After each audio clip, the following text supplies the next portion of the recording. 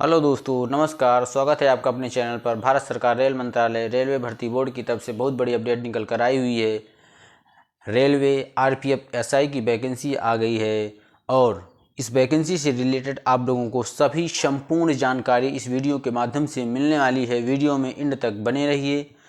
आप लोगों को स्टेप बाय स्टेप सभी जानकारी मिलने वाली है। ऑनलाइन आवेदन की तिथि क्या है, अंतिम तिथि क्या है, फीस क्या रहने वाली है, आयु सीमा क्या है, सिलेबस क्या रहने वाला है आरपीएफएसआई का, एग्ज़ाम पैटर्न क्या है, माइनस मार्किंग है या नहीं है, अगर है माइनस मार्किंग तो कितने नंबर की है, फिजिकल एलिजिबिलिटी टेस्ट में हाइट कितनी है, रनिंग कितनी होगी, कितने मिनट में होगी, हाई जंप, लॉन्ग जंप कितने मीटर की होगी, इन सभी महत्वपूर्ण बिंदुओं पर अभी हम डिस्कस करने वाले हैं। इससे पहले अगर आप लोग हमारे चैनल पर नए हैं तो आप लोग हमारे चैनल को सब्सक्राइब कीजिए एंड बेल आइकन को प्रेस कीजिए, जिससे आप लोगों को आने वाली सभी वीडियो की नोटिफिकेशन आप लोगों तक पहुंच सके और आप लोग अपने दोस्तों को रेलवे भर्ती से रिलेटेड जानकारी शेयर कर सकते हैं। शेयर बटन पर जाकर तो आइए चलते हैं क्रमशः एक एक बिंदुओं पर हम चर्चा करते हैं। क्या है इसके आवेदन की तिथि, तो देखते हैं। इसके आवेदन की तिथि है 15 अप्रैल से। दोस्तों ऑनलाइन इसके आवेदन स्टार्ट हो गए हैं और आवेदन को करने की अंतिम तिथि 14 मई है। आप लोगों को आवेदन करना है बड़ी ही सावधानी पूर्वक, और क्योंकि इस बार अगर आप लोग आवेदन करने में कोई त्रुटि कर देते हैं तो आपको एक्स्ट्रा चार्ज देने को मिल सकता है। इसकी जानकारी हम आगे अभी चर्चा करेंगे कि एक्स्ट्रा चार्ज कितना लगेगा। तो संशोधन की शुल्क जो है इस बार रेलवे भर्ती बोर्ड ने लगा दी है, जो आप लोगों को पे करनी पड़ेगी। अगर आप लोग ऑनलाइन आवेदन करने में कोई त्रुटि कर देते हैं तो संशोधन की भी तिथि इस बार आरपीएफ एसआई की तरफ से डेट जारी की गई है। अगर आप लोग कोई त्रुटि करते हैं तो इसकी डेट है 15 मई से 24 मई के बीच। आप लोग अपने फॉर्म में संशोधन कर सकते हैं। पद का नाम है उप निरीक्षक कार्यकारी। 7वें वेतन आयोग के तहत आप लोगों को लेवल 6 प्रारंभिक वेतन 35,400 रुपये मिलने वाला है। मानक चिकित्सा B1 है और इसकी आयु सीमा 1/7/2024 को आप लोग 20 से 28 वर्ष रखी गई है। कुल रिक्तियाँ 452 हैं। इस बार बहुत बड़ी अपडेट निकल कर आई हुई है। सरकार ने आयु सीमा में छूट दे दी है, क्योंकि कोविड-19 महामारी के कारण एक बार के उपाय के रूप में निर्धारित आयु सीमा से परे 3 वर्ष की छूट शामिल है। यानी कि आप लोगों को कोविड-19 महामारी आने के कारण सभी वर्ग के लोगों को 3 साल की अतिरिक्त छूट दी गई है। ये आप लोगों के लिए बहुत ही बड़ी अपडेट है कि आप लोग अगर ओवर एज हो गए हैं तो फिर भी ऑनलाइन आवेदन कर। अगर आप लोग आवेदन करने में कोई त्रुटि कर देते हैं तो 24/5/2024 के बाद आरआरबी आवेदन में दी गई जानकारी के संशोधन के लिए किसी भी अभ्यावेदन पर विचार नहीं करेंगे, यानी आपका फॉर्म रिजेक्ट कर दिया जाएगा। इसलिए दोस्तों आप लोग बहुत ही सावधानी के साथ फॉर्म को फिल करिएगा। अब हम देख लेते हैं परीक्षा के चरण क्या हैं। तो परीक्षा हमारी ऑनलाइन कंप्यूटर आधारित टेस्ट रहने वाला है। सीबीटी होगा। सीबीटी में उनके प्रदर्शन के आधार पर पुरुष, महिला, भूतपूर्व सैनिक के प्रत्येक संवर्ग में रिक्तियों की संख्या 10 गुना सीमा तक शारीरिक दक्षता परीक्षा पीईटी, शारीरिक मापन परीक्षण पीएमटी और दस्तावेज सत्यापन डीवी के लिए उम्मीदवार शॉर्टलिस्टेड किए जाएंगे। भूतपूर्व सैनिकों को पीईटी में छूट भी मिलने वाली है। ये भूतपूर्व सैनिकों के लिए बहुत बड़ी अपडेट है, उन्हें पीएमटी देना होगा। यदि उपर्युक्त शॉर्टलिस्ट किए गए उम्मीदवारों में से अपेक्षित संख्या से के उम्मीदवार पीएमटी में अर्हता प्राप्त नहीं करते हैं, पुरुष और महिला भूतपूर्व सैनिकों के किसी भी संवर्ग समूह में कमी है, 10 गुना की सीमा तक अतिरिक्त उम्मीदवारों को सीबीटी में उनकी योग्यता से अनुसार पीईटी, पीएमटी और दूसरे पीईटी, पीएमटी के लिए बुलाया जाएगा। यानी कि 10 गुना लोग फिजिकल एलिजिबिलिटी टेस्ट के लिए बुलाए जाएंगे। अब हम देख लेते हैं कि इसमें माइनस मार्किंग भी रहने वाली है। तो माइनस मार्किंग कितने नंबर की है। नकारात्मक अंकन, सीबीटी में नकारात्मक अंकन प्रत्येक गलत उत्तर के लिए 1/3 अंक रहेगा। अगर आप दोस्तों एक भी प्रश्न अगर गलत करते हैं तो आप लोगों का 1/3 यानी 1/3 की नेगेटिव मार्किंग रहने वाली है। ये सबसे बड़ी, आप लोग एग्ज़ाम देने में बहुत बड़ी गलती कर देते हैं, जो कि क्वेश्चन को ना आते हुए भी क्वेश्चन को अटेम्प्ट कर देते हैं। ये गलती आप लोगों को नहीं दोहरानी है, क्योंकि 1/3 की नेगेटिव मार्किंग है। आइए देखते हैं और क्या क्या जानकारियाँ दी हुई हैं।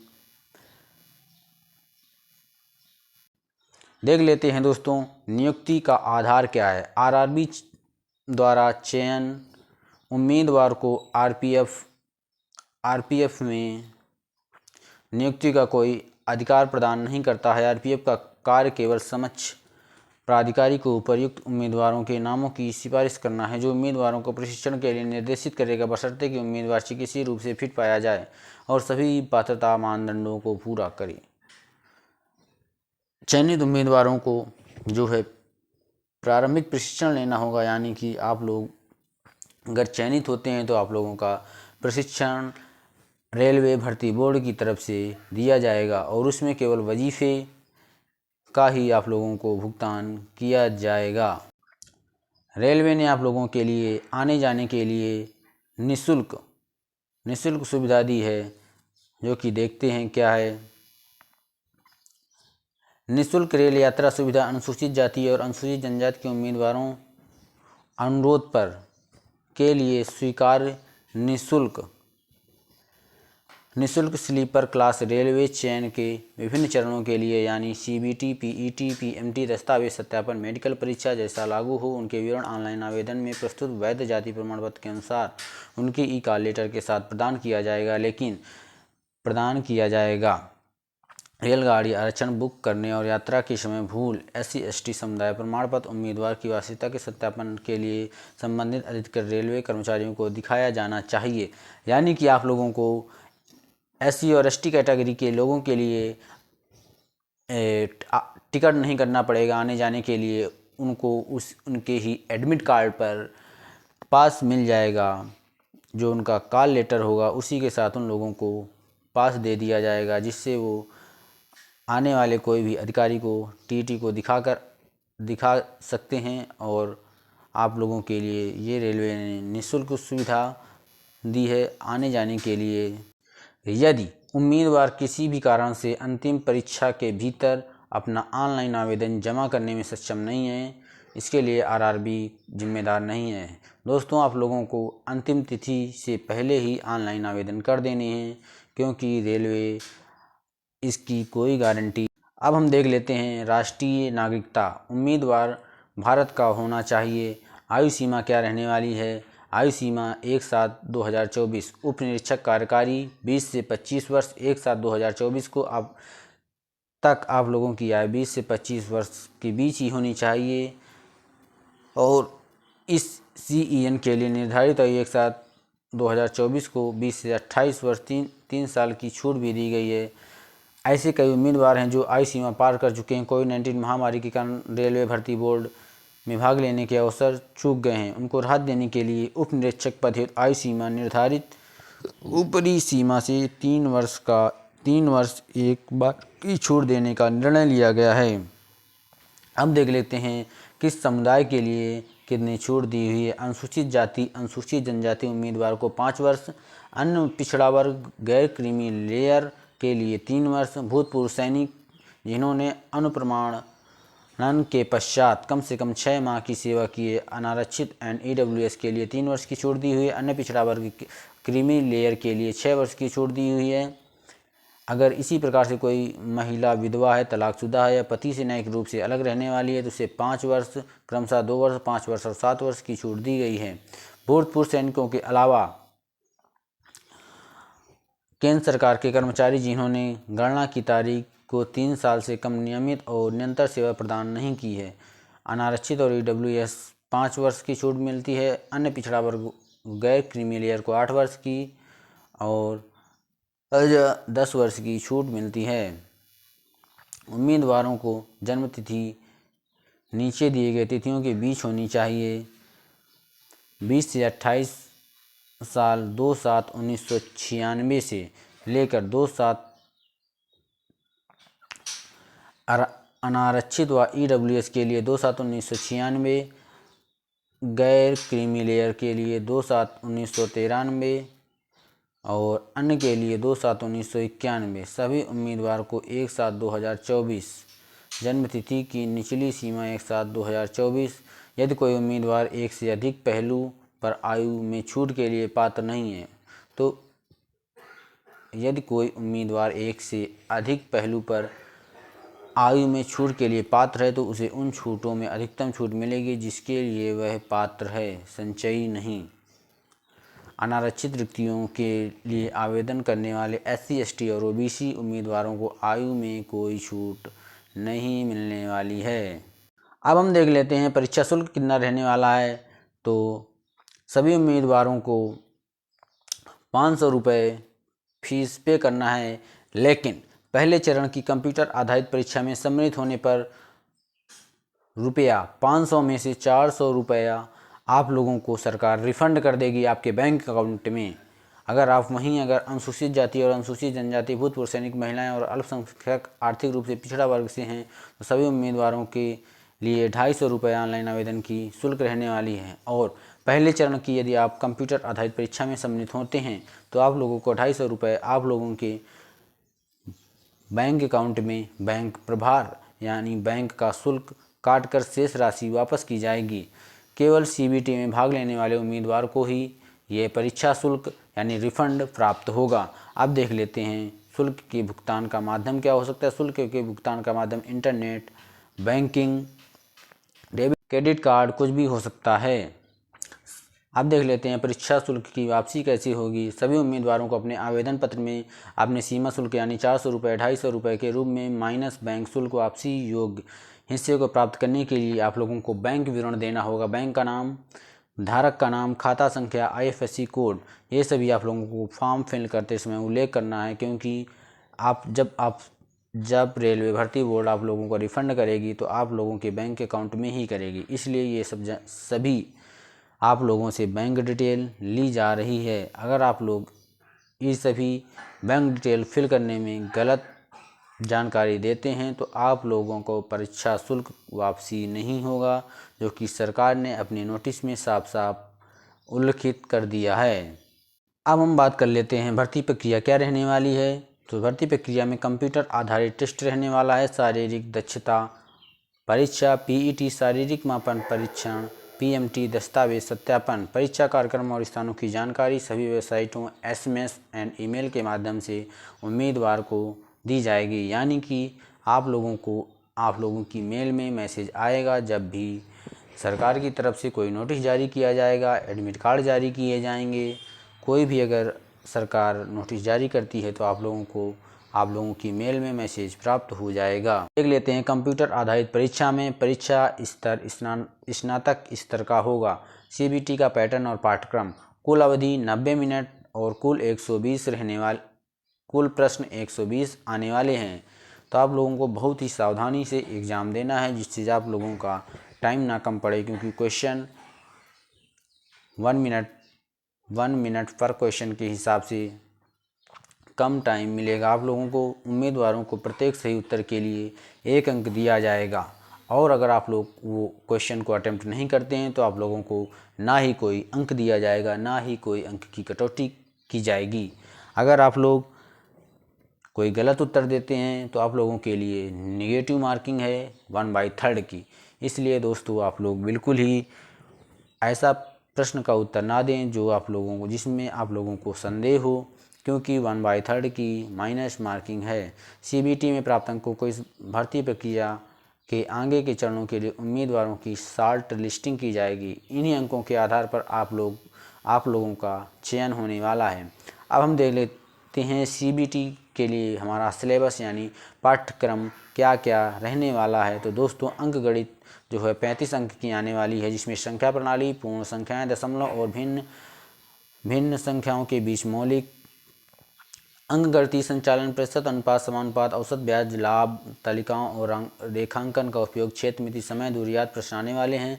इसके बाद वहीं हम जनरल इंटेलिजेंस यानी रीजनिंग की बात कर लेते हैं तो 35 अंक की आने वाली है, जिसमें एनालॉगी समानताएं अंतर स्थानिक दृश्य स्थानिक अभिविन्यास समस्या समाधान विश्लेषण निर्णय लेने के लिए प्रश्न दृश्य स्मृति भेदभावनापूर्ण अवलोकन समृद्ध अंक गणितीय, इस प्रकार से रीजनिंग आप लोगों की आने वाली है। अब वहीं हम बात कर लेते हैं सामान्य जागरूकता, जो कि काफ़ी लंबा वेटेज है, ज़्यादा वेटेज है, 50 अंक की आने वाली है, जिसमें कि आप लोगों से हिस्ट्री, पॉलिटी, खेल, सामान्य विज्ञान, भूगोल, अर्थशास्त्र आदि से आप लोगों से क्वेश्चन पूछे जाएंगे। सबसे ज़्यादा वेटेज दोस्तों सामान्य जागरूकता का है, 50 अंक की रहने वाली है। तो आप लोग सबसे ज़्यादा जीएस पर फोकस करें, जनरल साइंस पर फोकस करें, क्योंकि 50 अंक का वेटेज है। अब हम देख लेते हैं वहीं कम शारीरिक दक्षता परीक्षा पीईटी और शारीरिक माप के लिए। तो आप जितने भी अभ्यर्थी कंप्यूटर आधारित परीक्षा में पास होंगे, तो अब कितने अभ्यर्थी पास किए जाएंगे? 10 गुना सीमा तक शारीरिक दक्षता परीक्षा शारीरिक मापन परीक्षा के लिए अभ्यर्थियों को बुलाया जाएगा। इसके बाद वहीं हम देख लेते हैं पीईटी के लिए यानी फिजिकल एलिजिबिलिटी टेस्ट के लिए मानदंड क्या रखे गए हैं, कितनी आपकी हाइट होनी चाहिए, कितनी आपकी लंबी कूद होनी चाहिए, कितनी ऊंची कूद, इन सभी की हम जानकर देख लेते हैं एक बार। तो उप निरीक्षक पुरुष के लिए 1600 मीटर दौड़, जिसमें टाइम आपको 6 मिनट 30 सेकंड मिलेगा। और वहीं अगर हम महिला की बात कर लेते हैं तो इनको 800 मीटर की दौड़ 4 मिनट का टाइम मिलेगा। अब हम लंबी कूद की बात कर लेते हैं। पुरुष के लिए 12 फीट और ऊंची कूद 9 फीट 9 इंच। वहीं अगर महिला की बात कर लेते हैं, लंबी कूद 9 फीट एंड ऊंची कूद 3 फीट रहने वाली है। और वहीं हम अगर ऊंचाई यानी हाइट की बात कर लेते हैं तो पुरुष के लिए 165, ओबीसी जनरल के लिए 165 और महिला ओबीसी जनरल के लिए 157। इसके बाद हम SC ST की बात कर लेते हैं। हाइट कितनी रहने वाली है? 160 यानी 1 मीटर 60 सेंटीमीटर।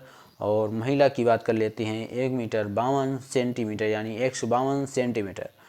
अगर वहीं हम हाइट के लिए घेड़वालियों, गोरखाओं, मराठाओं, डोगराओं, कुमानी और सरकार द्वारा वीर निर्दिष्ट अन्य श्रेणी के लिए पुरुष के लिए हाइट 163 यानी 1 मीटर 63 सेंटीमीटर यानी 163 सेंटीमीटर रहने वाली है। और वहीं महिला के लिए 155 सेंटीमीटर हाइट रहने वाली है। सरकार ने नोटिस भी दिया है 1600 मीटर और 800 मीटर प्रतिस्पर्धा के लिए अभ्यर्थियों को केवल एक मौका दिया जाएगा और आप लोगों को शेष स्पर्धाओं लंबी कूद और ऊंची कूद के लिए उम्मीदवार को प्रत्येक 2 मौके दिए जाएंगे।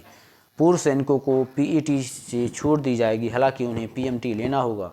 एक उम्मीदवार को पात्र होने के लिए उपरोक्त मानदंड के अनुसार सभी टेस्ट में पास करना उसका जरूरी है।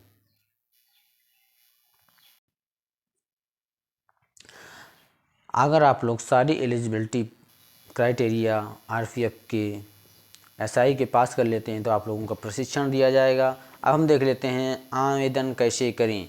तो आवेदन करने में आप लोगों को बहुत ही सावधानी रखनी है, क्योंकि इस बार रेलवे भर्ती बोर्ड की तरफ से अगर आप लोग संशोधन भी करते हैं तो आप लोगों को शुल्क पे करना होगा, जिसकी अमाउंट रखा है इस बार सरकार ने 250 रुपये, यानी कि आप लोगों को 250 रुपये पे करना पड़ सकता है। इसलिए आप लोग बहुत ही सावधानी के साथ फॉर्म को अप्लाई करेंगे। अब देख लेते हैं परीक्षा का माध्यम। सीबीटी के लिए प्रश्न अंग्रेजी, हिंदी और 13 क्षेत्रीय भारतीय भाषाओं जैसे असमिया, बंगाली, गुजराती, कन्नड़, कोंकणी, मलयालम, मणिपुरी, मराठी, ओडिया, पंजाबी, तमिल, तेलुगु, उर्दू में उपलब्ध होंगे। आप लोग जिस भी भाषा में सक्षम हैं आप लोग उस लैंग्वेज में एग्ज़ाम अपना देंगे। अब वहीं हम देख लेते हैं कि अंत में शुल्क भुगतान की पुष्टि करने के बाद ही ऑनलाइन आवेदन स्वीकृति होगी, यानी जब आप लोग पेमेंट कर देंगे तभी आपका फॉर्म फिल हुआ माना जाएगा। आप लोगों को आरपीएफ एसआई से संबंधित अगर ये जानकारी अच्छी लगी हो तो आप लोग वीडियो को लाइक करिए, और चैनल को सब्सक्राइब करिए और ये जानकारी अपने दोस्तों को भी शेयर करिए। तो चलते हैं, अब मिलते हैं आप लोगों को नेक्स्ट वीडियो में। Take care, bye bye, thanks for watching, thank you guys.